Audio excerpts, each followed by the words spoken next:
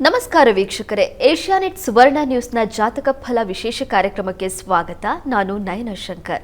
ಇವತ್ತು ಗುರುವಾರ, ರಾಯರ ವಾರ. ಈ ದಿನದ ವಿಶೇಷತೆ ಹೇಗಿದೆ, ದ್ವಾದಶ ರಾಶಿಗಳ ಫಲಾಫಲಗಳೇನು, ಜೊತೆಗೆ ನೀವು ಕಳಿಸಿರುವಂತಹ ಸಂದೇಶಗಳಿಗೆ ಪರಿಹಾರ ಏನು, ಎಲ್ಲವನ್ನ ನೋಡ್ತಾ ಹೋಗೋಣ. ಇದೀಗ ನಮ್ಮ ಜೊತೆ ಖ್ಯಾತ ಜ್ಯೋತಿಷಿಗಳಾಗಿರುವಂತಹ ಶ್ರೀಕಂಠ ಶಾಸ್ತ್ರಿ ಅವರಿದ್ದಾರೆ.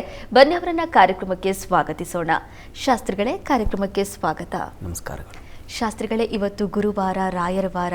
ಈ ದಿನದ ಮಹತ್ವ, ವಿಶೇಷತೆಯನ್ನು ತಿಳಿಸ್ಕೊಡೋದಾದ್ರೆ? ಶ್ರೀ ಗುರುಭ್ಯೋ ನಮಃ. ಹರಿ ಓಂ.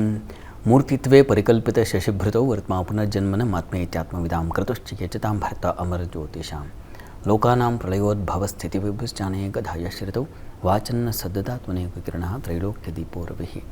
ಸಮಸ್ತ ವೀಕ್ಷಕರಿಗೆ ಶುಭೋದಯ, ಶುಭ ಬೆಳಕು. ಈ ದಿನದ ಸಂದೇಶಗಳನ್ನು ಪರಿಶೀಲಿಸುವ ಪೂರ್ವದಲ್ಲಿ ಹೊತ್ತಿನ ಪಂಚಾಂಗವನ್ನು ಗಮನಿಸಿಕೊಳ್ಳೋಣ. ಶ್ರೀ ವಿಶ್ವಾವಸನಂ ಸಂವತ್ಸರ, ದಕ್ಷಿಣಾಯಣ, ಹೇಮಂತ ಋತು, ಮಾರ್ಗಶಿರ ಮಾಸ, ಕೃಷ್ಣ ಪಕ್ಷವಾಗಿದೆ. ಈ ದಿವಸ ಗುರುವಾರವಾಗಿರತಕ್ಕಂಥದ್ದು. ಚತುರ್ದಶಿ ತಿಥಿ, ಅನುರಾಧ ನಕ್ಷತ್ರ. ಈ ದಿವಸ ಮಾರ್ಗಶಿರ ಮಾಸದ ಗುರುವಾರದಲ್ಲಿ ನಾವು ಮಾರ್ಗಶೀರ್ಷ ಲಕ್ಷ್ಮೀ ವ್ರತವನ್ನು ನೋಡ್ತೀವಿ. ಪ್ರತಿ ಗುರುವಾರ ಗಮನಿಸ್ತಾ ಬರ್ತಾ ಇದ್ದೀವಿ. ಈ ದಿವಸ ಕೊನೆಯ ವಾರ, ಮಾರ್ಗಶಿರ ಮಾಸದ ಕೊನೆಯ ಗುರುವಾರ. ಹೀಗಾಗಿ ಆ ಲಕ್ಷ್ಮೀ ಪೂಜೆಯನ್ನು ಈ ದಿವಸ ಕೊನೆಗೊಳಿಸ್ತಕ್ಕಂಥದ್ದು. ಲಕ್ಷ್ಮೀ, ನಮ್ಮ ಪ್ರಾರಂಭದಲ್ಲೇ ಹೇಳಿದೆ, ಈ ಲಕ್ಷ್ಮಿ ಉದ್ದೇಶ ಏನಪ್ಪ ಅಂತಂದರೆ ಅಸೂಯೆ, ಈರ್ಷ್ಯೆಗಳನ್ನು ನಮ್ಮೊಳಗೆ ತುಂಬದೆ ಯಾವುದೋ ಒಂದು ಸಂದರ್ಭವಶಾತ್ ಅಥವಾ ವ್ಯಕ್ತಿವಶಾತ್ ಅಥವಾ ಸಂಘವಶಾತ್ ಪರಿಸರವಶಾತ್ ನಮಗೆ ಅಂಥದ್ದೊಂದು ಬಂದುಬಿಡುತ್ತೆ. ಅದು ಬಂದಿದ್ದ ಹಾಗೆ ಕುತ್ಕೋಬಾರ್ದು. ಹರಿವ ನೀರು ಹೇಗೆ ಕಸವನ್ನು ತೆಗೆದು ದೂಡಿಕೊಂಡು ಹೊರಟೋಗುತ್ತೋ ಆ ರೀತಿಯಲ್ಲಿ ಈ ಮಾರ್ಗಶೀರ್ಷ ಲಕ್ಷ್ಮೀ ಪೂಜೆ ಅಂತಕ್ಕಂಥದ್ದು ನಮ್ಮಲ್ಲಿರುವ ಅಸೂಯೆ, ಈರ್ಷ್ಯೆ ಇವುಗಳನ್ನೆಲ್ಲ ದೂಡಿಕೊಂಡು ಹೋಗಿಬಿಡಲಿ ಅನ್ನೋ ದೃಷ್ಟಿಯಲ್ಲಿ ಲಕ್ಷ್ಮೀ ಪೂಜೆಯನ್ನು ಮಾಡ್ತಕ್ಕಂಥದ್ದು. ಈ ದಿವಸ ಸಮಾಪ್ತಿ ಮಾಡಿದ್ದೀರಾ, ಲಕ್ಷ್ಮೀ ಪೂಜೆಯನ್ನು ಪೂರ್ಣಗೊಳಿಸಿದ್ದೀರಾ ಅಂತಂದರೆ ಇನ್ನೂ ನಿಮ್ಮ ಮನಸ್ಸಿನಲ್ಲಿ ಅಂಥದ್ದು ಇಲ್ಲ ಅನ್ನೋ ಅರ್ಥದಲ್ಲಿ ಇರಬೇಕು. ಹಾಗೆ ಮುಂದಿನ ನಾಳೆಯ ದಿನ ಹೇಗಿರಬೇಕು, ಸೂರ್ಯೋದಯ ಅಂದರೆ ಸ್ವಚ್ಛವಾಗಿದ್ದೀನಿ. ಎಷ್ಟೋ ಬಾರಿ ರಾಮಕೃಷ್ಣ ಪರಮಹಂಸರು ಯಾರೋ ಭಕ್ತರು ಕೇಳಿದ್ರಂತೆ ರಾಮಕೃಷ್ಣರನ್ನು, ಈ ಗಂಗೆಯಲ್ಲಿ ಮುಳುಗಿ ಎದ್ದೇಳ್ತಾರಲ್ವ, ಇಷ್ಟು ಸಲ ಮುಳುಗಿ ಎದ್ದೇಳಿದ ಮೇಲೆ ಮತ್ತೆ ಪಾಪ ಅವ್ರಿಗೆ ಬರುತ್ತಾ ಅಂತ ಕೇಳ್ತಾರೆ. ಇದೆ ಅಲ್ವಾ, ಗಂಗೆಯಲ್ಲಿ ಮುಳುಗಿ ಎದ್ದ ಮೇಲೆ ನಮಗೆ ಪಾಪಗಳಿಲ್ಲ, ಪಾಪಗಳು ಹೋಗಿದೆ ಅಂತ. ಹೌದಪ್ಪ, ನಿಜ. ಪಾಪಗಳು ಮತ್ತೆ ಬರುತ್ತಾ ಅಂತಂದರೆ ಹೌದು, ಬರುತ್ತೆ. ಯಾಕೆ ಬರುತ್ತೆ ಅಂತಂದರೆ ಗಂಗೆಯಲ್ಲಿ ಮುಳುಗುವಷ್ಟು ಕಾಲ ಪಾಪಗಳು ಆ ಗಂಗೆಯ ದಡದಲ್ಲಿರುವ ಮರಗಳ ಕೊಂಬೆಗಳ ಮೇಲೆ ಹೋಗಿ ಕೂತಿರುತ್ತವೆ. ಅವ್ರು ಎದ್ದು ಬಂದ ತಕ್ಷಣ ಮತ್ತೆ ಅವ್ರ ಮೇಲೆ ಅವು ಬಂದು ಮತ್ತೆ ಸ್ಥಾಪನೆ ಮಾಡ್ತವೆ, ಆ ಪಾಪಗಳೆಲ್ಲ ಬಂದು ವಕ್ರಿಸ್ತವೆ ಅಂತ ಹೇಳಿದ್ರಂತ. ಅಂದರೆ ಇದರ ಅರ್ಥ ಏನಪ್ಪ ಅಂದರೆ ಗಂಗೆಯಲ್ಲಿ ಮುಳುಗುವಷ್ಟು ಕಾಲ ಅಷ್ಟಲ್ಲ, ಗಂಗೆಯಲ್ಲಿ ಮುಳುಗಿದ ಮೇಲೆ ಆ ಭಾವನೆಯನ್ನು ಹೊರಗೆ ಬರಬೇಕು. ನಮಗೆ ಎದ್ದ ಮೇಲೆ ಮತ್ತೆ ಅದೇ ಚಿಂತನೆಗಳು, ಅದೇ ಆಲೋಚನೆಗಳು, ಅದೇ ದುಶ್ಚಿಂತನೆಗಳೇ ಬರ್ತಾ ಇರುತ್ತೆ. ಹಾಗೆ ಬಂದರೆ ಇನ್ನೇನು ಮತ್ತೆ ಪಾಪ ಮತ್ತೆ ಬಂದು ವಕ್ರಿಸದೇ ತಾನೆ. ಹೀಗಾಗಬಾರ್ದು ಅಂತ. ಹೀಗಾಗಿ ನಾವು ಒಂದು ಸಲ ಈ ವ್ರತವನ್ನು ಮುಗಿಸಿದ್ದೀವಿ ಅಂತಂದರೆ ಅಲ್ಲಿ ಇನ್ನು ಆಲೋಚನೆ ಕೂಡ ಹಾಗೆ ಮಾಡಬಾರ್ದು. ಇನ್ನೊಬ್ಬರ ಈರ್ಷೆ, ಇನ್ನೊಬ್ಬರ ಅಸೂಯೆಯನ್ನು, ಇನ್ನೊಬ್ಬರನ್ನು ಕಂಡ್ರೆ ಅಸೂಯೆ, ಇನ್ಯಾರನ್ನೋ ಕಂಡ್ರೆ ದ್ವೇಷ, ಇವುಗಳನ್ನು ನಾವು ಗುಡಿಸಿ ಹಾಕಬೇಕು. ತನ್ಮೂಲಕ ನಿಮ್ಮಲ್ಲಿ ಲಕ್ಷ್ಮೀ ಸ್ಥಾಪನೆ ಆದರೆ, ಲಕ್ಷ್ಮಿ ಅಂತಂದ್ರೆ ಅರ್ಥ ಏನು? ವಸ್ತುತಃ ಗುರುತು, ಸಂಪತ್ತಿನ ಗುರುತು ಆಕೆ. ಹೀಗಾಗಿ ನಮ್ಮ ನಿಜವಾದ ಗುಣ ಏನು, ಅದರ ಸಂಪತ್ತು, ಅದರ ಸೌಂದರ್ಯ ನಮಗೆ ಪ್ರಕಟವಾಗಬೇಕು. ಓಹೋ, ಇವರು ಸಾತ್ವಿಕ ವ್ಯಕ್ತಿ, ಹೀಗಪ್ಪ ಅವ್ರು ನಡೆಯೋದು ಹಾಗೆ, ಮಾತಾಡೋದು ಹಾಗೆ, ಆ ರೀತಿಯ ಒಂದು ಸಜ್ಜನರು ಅಂತ ಅನ್ನಿಸ್ಕೋಬೇಕು. ಪೂಜೆಯಿಂದ ಬರ್ತಕ್ಕಂಥದ್ದು ಏನಪ್ಪ ನಮಗೆ ಅಂತಂದರೆ ಇದು. ಪೂಜೆ ಮಾಡಿದ್ರೆ ಎಷ್ಟೋ ಸಲ ತಿರುಪತಿಗೆ ಹೋಗಿ ಬಂದಿರ್ತೀವಿ, ಎಷ್ಟೋ ಬಾರಿ ಧರ್ಮಸ್ಥಳಕ್ಕೆ ಹೋಗಿ ಬಂತೀವಿ, ಇನ್ನೆಲ್ಲೋ ನಿಮ್ಮ ಮನೆ ದೇವರು 25 ಲಕ್ಷ ಬಾರಿ ಓಡಾಡಿರ್ತೀವಿ. ಮತ್ತು ಅಲ್ಲರಿ ಅದೇ ಆಲೋಚನೆಗಳು, ಅದೇ ಚಿಂತನೆಗಳು, ಅದೇ ಕೆಟ್ಟ ಮಾತುಗಳು ನಿಮ್ಮಲ್ಲಿದ್ದರೆ ಹೋಗಿ ಅಷ್ಟು ದೂರ ಹೋಗಿ ಬಂದಿದ್ದರ ಫಲ ಏನು? ಅಷ್ಟು ಬಾರಿ ತಿರುಪತಿಗೆ ಹೋಗಿ ಬಂದು ಅಷ್ಟು ಪ್ರಸಾದವನ್ನು ನುಂಗಿ ಇನ್ನೊಬ್ಬರಿಗೆ ಕೊಡದ ಹಾಗೆ ಉಂಡೆಯನ್ನು ಸಮರ್ಪಣೆ ಮಾಡಿ ನೀವೇ ಆದರೂ ಮಾತಿನಲ್ಲಿ ಅದೇ ಬರ್ತಾ ಇದೆ, ನಿಮ್ಮ ನಾಲಿಗೆಯಲ್ಲಿ ಅದೇ ಹೊರಳ್ತಾ ಇದೆ ಅಂತಂದರೆ ಇದು ಎಂಥ ವಿಪರ್ಯಾಸ ಅನಿಸುತ್ತೆ ಅಲ್ವಾ? ಹೀಗೆ ಮಾರ್ಗಶಿರ ಲಕ್ಷ್ಮೀ ವ್ರತ ಮಾಡಿದ ಮೇಲೂ ಮತ್ತು ಆ ಮಾರನೇ ಕ್ಷಣದಿಂದ ನಿಮಗೆ ಇನ್ನೊಬ್ಬರನ್ನ ಕಂಡ್ರೆ ದ್ವೇಷ ಬರ್ತಾ ಇದೆ, ಇನ್ನೊಬ್ಬರನ್ನ ಕಂಡ್ರೆ ಅಸೂಯೆ ಬರ್ತಾ ಇದೆ, ಇನ್ನೊಬ್ಬರಿಗೆ ಹೇಗೆ ತೊಂದರೆ ಕೊಡಲಿ ಅನ್ನೋ ಚಿಂತನೆಗಳು ಬರ್ತಾ ಇದೆ, ಇನ್ನೊಬ್ಬರನ್ನ ಬಯೋ ಮಾತು ಬರ್ತಾ ಇದೆಲ್ಲ ಬರ್ತಾ ಇದೆ ಅಂದರೆ ಮಾಡಿ ವ್ಯರ್ಥ. ನಿಜ, ಮನುಷ್ಯನಿಗೆ ಇದೆಲ್ಲ ಬರುತ್ತೆ, ಆದರೆ ಕನಿಷ್ಠ ಶೋಧಿಸ್ಕೊಳ್ಬೇಕು.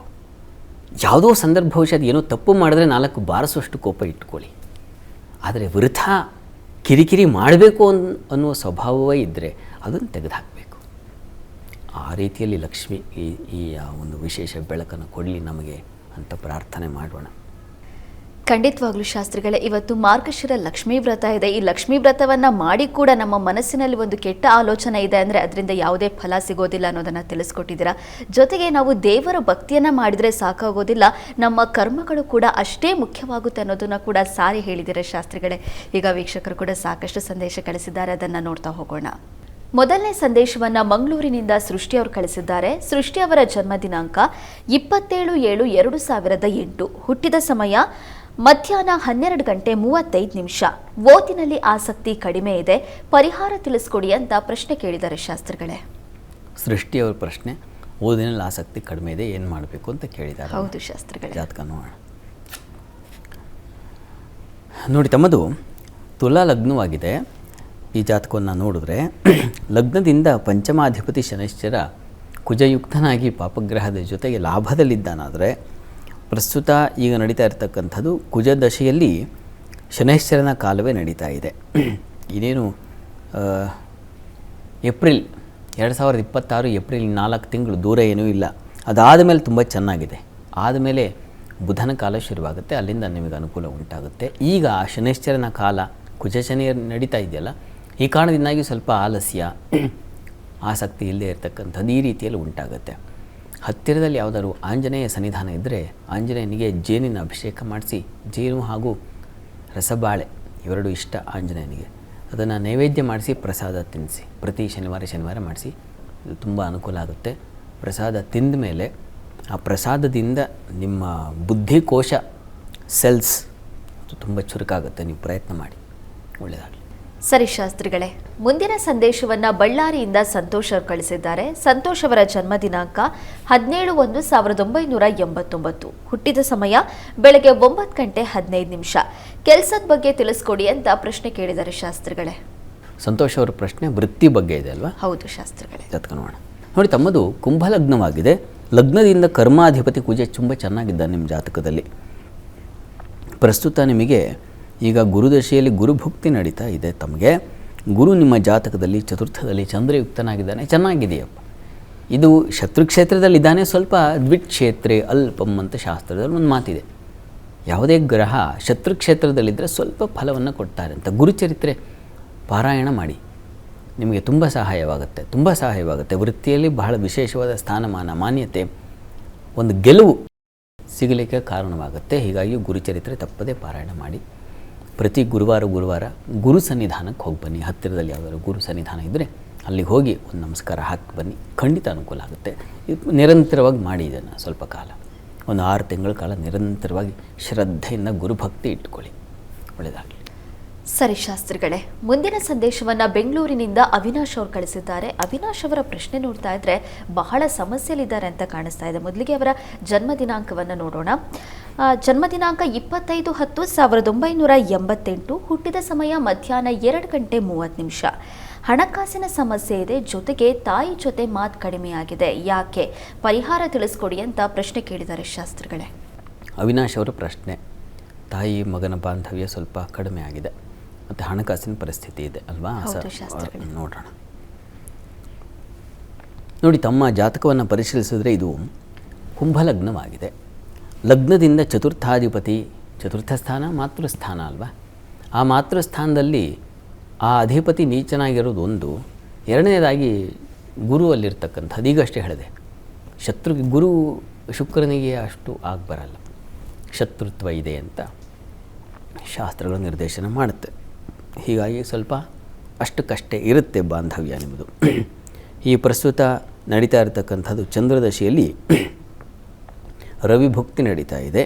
ಮತ್ತು ಈಗ ಕುಜ ಪ್ರಾರಂಭವಾಗುತ್ತೆ, ಆಗ ನಿಮ್ಮ ಸ್ವಲ್ಪ ಅನುಕೂಲ ಆಗುತ್ತೆ. ಜನವರಿ ಕಳೆದ ಮೇಲೆ ನಿಮಗೆ ಸ್ವಲ್ಪ ಹಣಕಾಸಿನ ಪರಿಸ್ಥಿತಿ ಕೂಡ ಸ್ವಲ್ಪ ಮಟ್ಟಿಗೆ ಅನುಕೂಲ ಉಂಟಾಗುತ್ತೆ. ಜನವರಿವರೆಗೂ ಸ್ವಲ್ಪ ಕಿರಿಕಿರಿ ಇದೆ, ಆಮೇಲೆ ಸರಿ ಹೋಗುತ್ತೆ.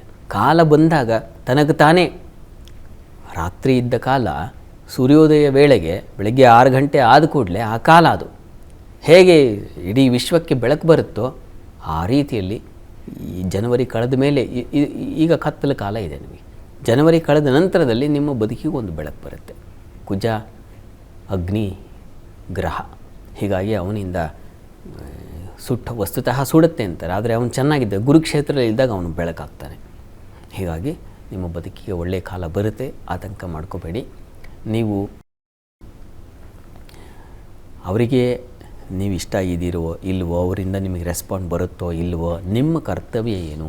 ಮಾತೃದೇವೋ ಭವ, ಶಾಸನ ಇದು.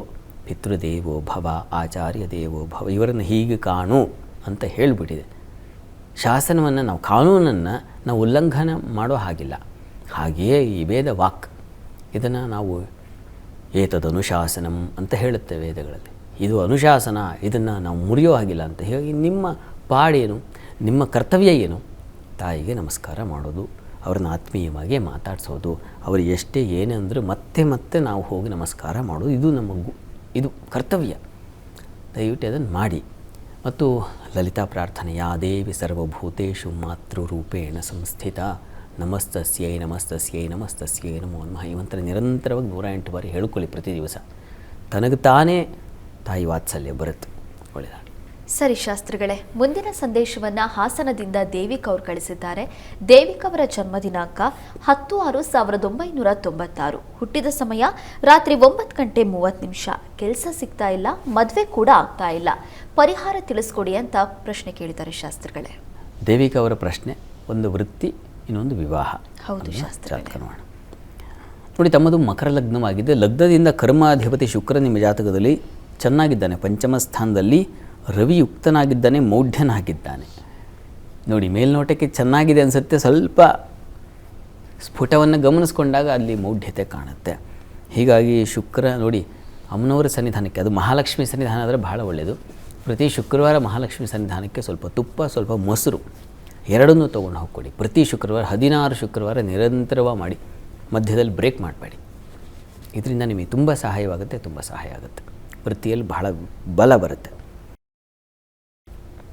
ನಿಮಗೆ ಈ ಕಾಲ ಶನೈಶ್ಚರನ ಭುಕ್ತಿ ನಡೀತಾ ಇದೆ. ನಿಮಗೆ ಈಗ ಅವಕಾಶ ಇದೆ, 2027ರವರೆಗೂ ಅವಕಾಶ ಇದೆ. ವಿವಾಹಕ್ಕೆ ಪ್ರಯತ್ನ ಮಾಡಬಹುದು, ತಾವು ಪ್ರಯತ್ನ ಮಾಡಿ. ಎರಡೂ ರೀತಿಯ ಅನುಕೂಲ ಉಂಟಾಗುತ್ತೆ ನಿಮಗೆ. ಮುಂದಿನ ಜೂನ್ 2026 ಜೂನ್ ನಂತರದಲ್ಲಿ ಜೀವನ ಬದಲಾಗುತ್ತೆ, ಚೆನ್ನಾಗಿರುತ್ತೆ, ಅಂದುಕೊಂಡಿದ್ದೆಲ್ಲ ಪ್ರಾಪ್ತಿಯಾಗುತ್ತೆ. ಒಳ್ಳೆಯದಾಗಲಿ. ಶಾಸ್ತ್ರಿಗಳೇ, ಮೇಷರಾಶಿಯಿಂದ ಕನ್ಯಾ ರಾಶಿವರೆಗಿನ ಈ ದಿನದ ಫಲಾಫಲ ತಿಳಿಸ್ಕೊಡೋದಾದರೆ? 12 ರಾಶಿಗಳ ಫಲಾಫಲ ತಿಳಿಯುವ ಮುನ್ನ ಈ ಹೊತ್ತಿನ ಗ್ರಹಸ್ಥಿತಿಯನ್ನು ಗಮನಿಸ್ಕೊಳ್ಳೋದಾದರೆ, ಮಿಥುನ ರಾಶಿಯಲ್ಲಿ ಗುರು ಇರತಕ್ಕಂಥದ್ದು, ಸಿಂಹರಾಶಿಯಲ್ಲಿ ಕೇತುವಿನ ಸ್ಥಿತಿಯನ್ನು ಕಾಣ್ತಾ ಇದ್ದೀವಿ. ಇನ್ನು ಚಂದ್ರ ಬುಧ ಶುಕ್ರ ಜೊತೆಗೆ ಮಾಂದಿ ಉದಯ ಆಗಿದೆ, ಅದು ವೃಶ್ಚಿಕ ರಾಶಿಯಲ್ಲಿ. ಇನ್ನು ರವಿ ಕುಜರ ಯುತಿಯನ್ನು ನೋಡ್ತಾ ಇದ್ದೀವಿ ಧನು ರಾಶಿಯಲ್ಲಿ. ರಾಹು ಶನೈಶ್ಚರರು ಕುಂಭ ಮೀನಗಳಲ್ಲಿದ್ದಾರೆ. ಹೀಗಿರುವಾಗ 12 ರಾಶಿಗಳ ಫಲಾಫಲ ತಿಳಿತಾ ಹೋಗೋಣ. ಮೊದಲಿಗೆ ಮೇಷರಾಶಿ. ಮೇಷರಾಶಿಯವರಿಗೆ ಈ ದಿವಸ ಸ್ವಲ್ಪ ಮಟ್ಟಿಗೆ ನಷ್ಟ, ಸ್ವಲ್ಪ ಮಟ್ಟಿಗೆ ಕಷ್ಟ, ಸ್ವಲ್ಪ ವಾತಾವರಣ ಸ್ವಲ್ಪ ಕಹಿಯಾಗಿರುತ್ತೆ ಈ ದಿವಸ. ಯಾವುದೊಂದಕ್ಕೂ ಸ್ವಲ್ಪ ಅಂಜಿಕೆ, ಅಳುಕು, ಇನ್ನೇನೋ ಒಂದು ಅಪಮಾನಗಳು, ಯಾರೋ ಏನೋ ಅಂದುಬಿಡ್ತಕ್ಕಂಥದ್ದು. ಪಾಪ ಒಳ್ಳೆ ಕೆಲಸ ಮಾಡ್ತಾ ಇರ್ತಾರೆ, ಆದರೆ ನಿಂದನೆ ಬರುತ್ತೆ. ಈ ರೀತಿಯಲ್ಲಿ ಸ್ವಲ್ಪ ಹಿನ್ನಡೆಯನ್ನು ಸೂಚಿಸ್ತಾ ಇದೆ. ಹೀಗಾಗಿ ಈ ದಿವಸ ಧೃತಿಗೆಡಬಾರ್ದು. ನೋಡಿ, ಆರೋಪಗಳು ಅಪವಾದಗಳು ಬಂದೇ ಬರುತ್ತೆ. ನಿಮಗೆ ಗೊತ್ತಿರಬೇಕಿದ್ದು, ನಾನು ಮಾಡುವ ಕಾರ್ಯ ಚೆನ್ನಾಗಿದೆ, ಸತ್ಕಾರ್ಯ ಇದು ಅಂತ ಅನಿಸಿದ್ರೆ ನೀವು ಮಾಡಬಹುದು. ಹೀಗಾಗಿ ಆತಂಕ ಬೇಡ. ಮತ್ತು ಈ ದಿವಸ ದೇವತಾ ಪೂಜೆ ಪುನಸ್ಕಾರ ಇಂಥವುಗಳಲ್ಲೂ ಒಂದು ಮನಸ್ಸಿದೆ. ದೇವರ ದರ್ಶನ ಮಾಡಿ, ಇದು ಗುರುವಾರ ಗುರುಮಂದಿರಕ್ಕೆ ಹೋಗಿ ಒಂದು ಪ್ರಾರ್ಥನೆ ಮಾಡಿಕೊಂಡು ನೀವು ಉಳಿದ ಕೆಲಸಗಳನ್ನು ಮಾಡಬಹುದು. ಈ ದಿವಸ ನಿಮಗೆ ಕೆಲಸ ಕಾರ್ಯಗಳಲ್ಲಿ ಸ್ವಲ್ಪ ವಿಳಂಬ, ನಿಧಾನಗತಿಯಲ್ಲಿರ್ತದೆ. ಶಾಂತವಾಗಿರಿ ಈ ದಿವಸ. ವೃಷಭ ರಾಶಿಯವರಿಗೆ ಈ ದಿವಸ ಕುಟುಂಬ ಬಲ ಚೆನ್ನಾಗಿದೆ, ಹಣಕಾಸು ತುಂಬ ಚೆನ್ನಾಗಿರುತ್ತೆ ಈ ದಿವಸ. ನಿಮಗೆ ಬ್ಯಾಂಕುಗಳಲ್ಲಿ ಕೆಲಸ ಮಾಡೋರಿಗೆ ತುಂಬ ಚೆನ್ನಾಗಿದೆ ಈ ದಿವಸ. ಸ್ವಲ್ಪ ಮಟ್ಟಿಗೆ ದಾಂಪತ್ಯದಲ್ಲೇ ಸ್ವಲ್ಪ ಅಸಮಾಧಾನ, ಭಿನ್ನಾಭಿಪ್ರಾಯ, ಮನಸ್ತಾಪಗಳು ಅದನ್ನು ಸೂಚಿಸ್ತಾ ಇದೆ. 2-3 ಕಾರಣಗಳು, ಬೇರೆ ಬಂಧುಗಳ ಕಾರಣ ಆಗಬಹುದು, ಅಥವಾ ಇನ್ಯಾವುದೋ ಸ್ನೇಹಿತರ ಕಾರಣ ಆಗಬಹುದು. ಈ ರೀತಿಯಲ್ಲಿ ಸ್ವಲ್ಪ ನಿಮ್ಮ ಬಾಂಧವ್ಯಕ್ಕೆ ಪೆಟ್ಟು ಬೀಳುತ್ತೆ. ಅಲ್ಲೆಲ್ಲೋ ಆದರೆ ಇಲ್ಲಿ ಬೆಂಕಿ ಹೊತ್ಕೊಡುತ್ತಲ್ಲ, ಆ ರೀತಿಯಲ್ಲಿ ಇದೆ ಈ ದಿವಸ. ಹುಷಾರು. ವ್ಯಾಪಾರಿಗಳಿಗಷ್ಟೇ ಸ್ವಲ್ಪ ಗೊಂದಲದ ವಾತಾವರಣ, ಸ್ವಲ್ಪ ಕನ್ಫ್ಯೂಷನ್ ಆಗ್ತಕ್ಕಂತಹ ಸಾಧ್ಯತೆ, ನಿಶ್ಚಯ ಮಾಡೋದು ಕಷ್ಟ, ಆ ರೀತಿಯಲ್ಲಿ ಸ್ವಲ್ಪ ಗೊಂದಲಕ್ಕೆ ಒಳಪಡ್ತೀರಾ ಈ ದಿವಸ. ತಪ್ಪದೇ ಸುಬ್ರಹ್ಮಣ್ಯ ಸನ್ನಿಧಾನದಲ್ಲಿ ಒಂದು ಅಭಿಷೇಕ ಮಾಡಿಸಿ. ಇನ್ನು ಮಿಥುನ ರಾಶಿ. ಮಿಥುನ ರಾಶಿಯವರಿಗೆ ಈ ದಿವಸ ಆರೋಗ್ಯ ಬಲ ಚೆನ್ನಾಗಿದೆ. ಈ ದಿವಸ ಆತಂಕ ಬೇಡ. ವೃತ್ತಿಯಲ್ಲೂ ತುಂಬ ಚೆನ್ನಾಗಿದೆ, ಅನುಕೂಲ, ಹಿರಿಯರ ಸಹಕಾರ, ಒಳ್ಳೆಯ ಮಾರ್ಗದರ್ಶನ ಇದೆಲ್ಲ ಚೆನ್ನಾಗಿದೆ ಈ ದಿವಸ. ಸಂಗಾತಿಯಲ್ಲೂ ಅಷ್ಟೇ, ಸಂಗಾತಿ ಸ್ವಲ್ಪ ಮಟ್ಟಿಗಿನ ಕಹಿ ಬಿಸಿ ಎರಡೂ ಸೇರಿರುತ್ತೆ. ಹಾಗಂತ ಏನು ತುಂಬ ಬರ್ಸ್ಟ್ ಅಂತಲ್ಲ, ಓಕೆ, ಅಷ್ಟಕ್ಕಷ್ಟೇ ಇರುತ್ತೆ ಈ ದಿವಸ. ಇನ್ನು ಈ ದಿವಸ ಸ್ತ್ರೀಯರಿಗೆ ಆರೋಗ್ಯ ವ್ಯತ್ಯಾಸ ಆಗಬಹುದು. ಈ ದಿವಸ ಸ್ವಲ್ಪ ಹುಷಾರು. ಶೀತ ಬಾಧೆ ಇದನ್ನು ಸೂಚಿಸ್ತಾ ಇದೆ. ನೆಗಡಿ, ವಾತಾವರಣ ಬದಲಾವಣೆ ಕಾರಣದಿಂದಾಗಿ ನಿಮಗೂ ಆ ರೀತಿಯ ಒಂದು ಪ್ರಭಾವ, ಅಂಥದ್ದೊಂದು ಪರಿಣಾಮ ಉಂಟಾಗುತ್ತೆ, ಆರೋಗ್ಯದಲ್ಲಿ ವ್ಯತ್ಯಾಸ ಆಗುತ್ತೆ. ಸಾಲ ಸಾಧ್ಯತೆ ಸೂಚಿಸ್ತಾ ಇದೆ, ಹುಷಾರು. ಈ ದಿವಸ ಪ್ರಾರ್ಥನೆಗೆ ಆರೋಗ್ಯ ದೃಷ್ಟಿಯಿಂದ ಧನ್ವಂತರಿ ಪ್ರಾರ್ಥನೆ ಮಾಡಿಕೊಳ್ಳಿ. ಇನ್ನು ಕರ್ಕಟಕ ರಾಶಿ. ಕರ್ಕಟಕ ರಾಶಿಯವರಿಗೆ ಈ ದಿವಸ ಬುದ್ಧಿ ಸ್ವಲ್ಪ ಮಂಕಾಗಿರುತ್ತೆ, ಆಲೋಚನಾ ಶಕ್ತಿ ಕಳ್ಕೊಳ್ತೀರಾ. ಹೈಯರ್ ಸ್ಟಡೀಸ್ ಮಾಡೋರಿಗೆ ತೋಚೋದಿಲ್ಲ, ಏನೇನು ತಪ್ಪು ಅಭಿಪ್ರಾಯ, ತಪ್ಪು ನಿರ್ಣಯಗಳು ತೆಗೆದುಕೊಂಡ್ಬಿಡ್ತಕ್ಕಂಥದ್ದು, ಈ ರೀತಿಯ ಒಂದು ತೊಂದರೆ ಇದೆ, ಹುಷಾರು. ಕೆಲಸ ಕಾರ್ಯಗಳಲ್ಲಿ ಅನುಕೂಲ ಇದೆ, ತೊಂದರೆ ಇಲ್ಲ. ಈ ದಿವಸ ನಿಮಗೆ ಪರಾಕ್ರಮ, ಏನೂ ತೊಂದರೆ ಆಗ್ತಾಯಿದ್ರೂ ಅದನ್ನು ವಿಜಯ ಸಾಧಿಸ್ತೀನಿ ಅಂತಕ್ಕಂಥ ಉತ್ಸಾಹ ಅಂತೂ ಇದೆ. ಪ್ರಾರ್ಥನೆಗೆ ದಿವಸ ದುರ್ಗಾ ಕವಚ ಹೇಳ್ಕೊಳ್ಳಿ, ಆರೋಗ್ಯ ದೃಷ್ಟಿಯಿಂದ ಸಹಾಯ ಆಗುತ್ತೆ. ಇನ್ನು ಸಿಂಹರಾಶಿ. ಸಿಂಹರಾಶಿಯವರಿಗೆ ಕೆಲಸ ಕಾರ್ಯಗಳಲ್ಲಿ ತುಂಬ ಅನುಕೂಲ ಇದೆ. ಈ ದಿವಸ ಸಿಹಿ ಪದಾರ್ಥದ ವ್ಯಾಪಾರಿಗಳಿಗೆ ಲಾಭದಾಯಕವಾಗಿದೆ. ಹಿರಿಯರಿಂದ, ಗುರು ಸಮಾನರಿಂದ ಒಳ್ಳೆಯ ಉತ್ತಮ ಮಾರ್ಗದರ್ಶನ ಸಿಗುತ್ತೆ ಈ ದಿವಸ. ಸ್ವಲ್ಪ ಪ್ರಯಾಣದಲ್ಲಿ ತೊಂದರೆ ಇರುತ್ತೆ, ಗಮನ ಇರಲಿ. 2-3ಗೆ ನೀವು ಅಲ್ಲಿ ಹೊರಟೆ ಅಲ್ಲೂ ತೊಂದರೆ, ಇಲ್ಲಿ ಹೊರಟೆ ಇಲ್ಲೂ ತೊಂದರೆ ಅಂತ 2-3 ಕಡೆಗಳಲ್ಲಿ ಪ್ರಯಾಣ ಇದ್ದರೆ ಅದೆಲ್ಲವೂ ಸ್ವಲ್ಪ ತೊಂದರೆಗೊಳಪಡಬಹುದು ಈ ದಿವಸ. ಮತ್ತು ಕೃಷಿಕರಿಗೆ ಸ್ವಲ್ಪ ಅಸಮಾಧಾನ, ಹಿನ್ನಡೆ ಸೂಚಿಸ್ತಾ ಇದೆ. ಸ್ವಲ್ಪ ಏನೋ ಮನಸ್ಸಿಗೆ ಬೇಸರ, ಈ ಥರದ್ದು. ಪ್ರಾರ್ಥನೆಗೆ ದಿವಸ ಗ್ರಾಮದೇವತಾ ದರ್ಶನ ಮಾಡಿ. ಇನ್ನು ಕನ್ಯಾ ರಾಶಿ. ಕನ್ಯಾ ರಾಶಿಯವರಿಗೆ ಈ ದಿವಸ ವೃತ್ತಿಯಲ್ಲಿ ತುಂಬ ಚೆನ್ನಾಗಿದೆ, ವಿಶೇಷವಾದ ಅನುಕೂಲ ಕಾಣ್ತೀರಾ ಈ ದಿವಸ. ಈ ದಿವಸ ನಿಮಗೆ ಸಹೋದರ ಸೇವಕರಿಂದ ಸಹಾಯ ತುಂಬ ಚೆನ್ನಾಗಿದೆ. ಸ್ವಲ್ಪ ಮಟ್ಟಿಗೆ ಅವರಿಂದ ಕಿರಿಕಿರಿ ಕೆಲಸ ಮಾಡಿರ್ತಾರೆ, ಅರ್ಧ ಹಾಳಾಗಿರುತ್ತೆ, ಆ ರೀತಿಯಲ್ಲೂ ಒಂದು ಸ್ವಲ್ಪ ಅಸಮಾಧಾನವನ್ನು ಸೂಚಿಸ್ತಾ ಇದೆ ಈ ದಿವಸ. ಈ ದಿವಸ ಪ್ರಯಾಣದಲ್ಲಿ ಸ್ವಲ್ಪ ಹುಷಾರು. ಆಕ್ಸಿಡೆಂಟ್ಸು, ಅಪಘಾತಗಳು ಈ ಥರದ ಲಕ್ಷಣ ಸೂಚಿಸ್ತಾ ಇದೆ, ಎಚ್ಚರಿಕೆ ಬೇಕು. ದಾಂಪತ್ಯದಲ್ಲಿ ಅನ್ಯೋನ್ಯತೆ, ಸಾಮರಸ್ಯ ಚೆನ್ನಾಗಿದೆ ಈ ದಿವಸ. ಈ ದಿವಸ ಆಂಜನೇಯನ ಪ್ರಾರ್ಥನೆ ಮಾಡಿ. ಇನ್ನು ತುಲಾರಾಶಿ.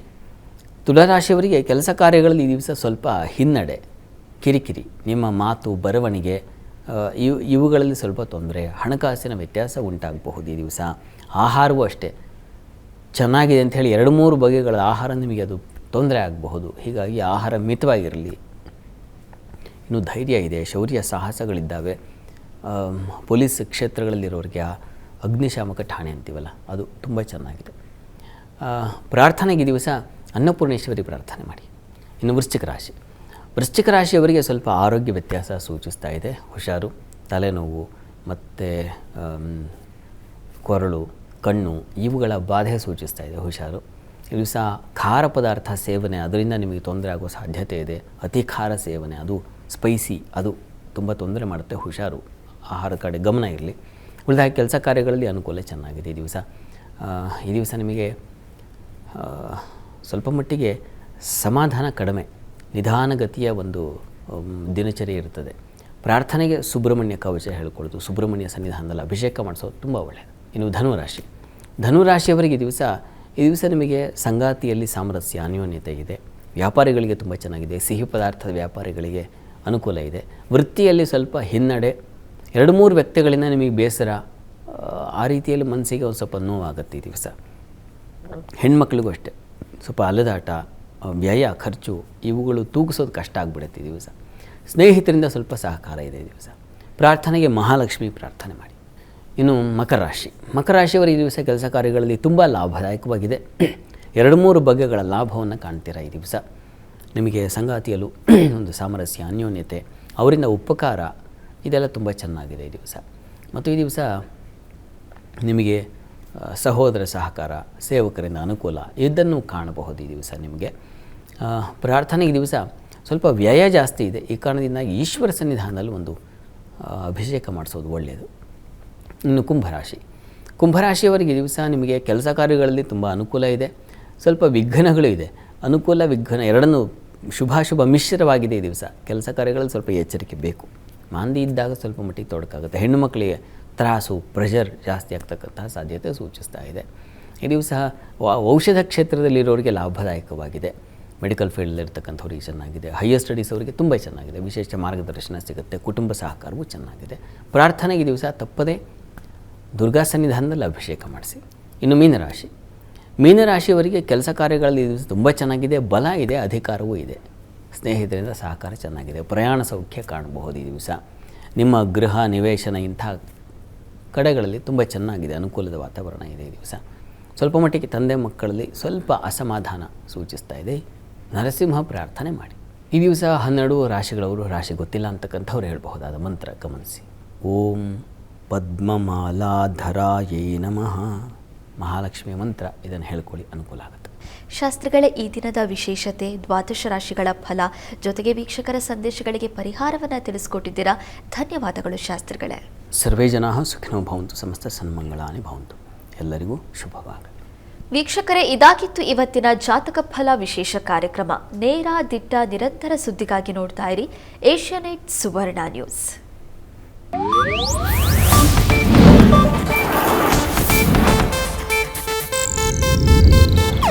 ಇದು ಏಷ್ಯಾನೆಟ್ ನ್ಯೂಸ್ ನೆಟ್ವರ್ಕ್ ಪ್ರಸ್ತುತಿ.